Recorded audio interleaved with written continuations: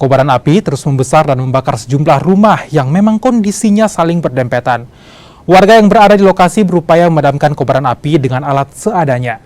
Sekitar 24 unit mobil pemadam kebakaran diturunkan ke lokasi kebakaran. 2 jam kemudian, api baru dapat dipadamkan. Namun sayangnya, 2 penghuni rumah yang terdiri dari ibu dan anak ditemukan tewas karena terjebak di dalam rumah. Sekitar 10 unit rumah yang ludes terbakar dalam kejadian ini. Kebakaran diduga akibat arus pendek listrik. Ya, jadi lokasinya itu di Jalan Haji Bau. Bajigau ya, Pak? Asrama. Bajigau? Iya, Pak? Bajigau. Asrama Kodam. Oke, untuk berapa unit Pak yang diterjunkan? Jadi kami dari Mako, kami terjunkan 17 armada. Kemudian bantuan dari timur 4 armada. Dari Buntana 3 armada. Jadi semua itu 24 armada. Untuk proses pemadaman Pak, berapa lama Pak?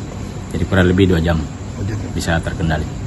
Kalau itu Pak, informasinya ada tadi yang sempat dievakuasi korbannya? Ya, memang ada. Tapi itu sudah di pihak berwenang yang mengevakuasi. Jadi ke Rumah Sakit Bayangkara, demikian.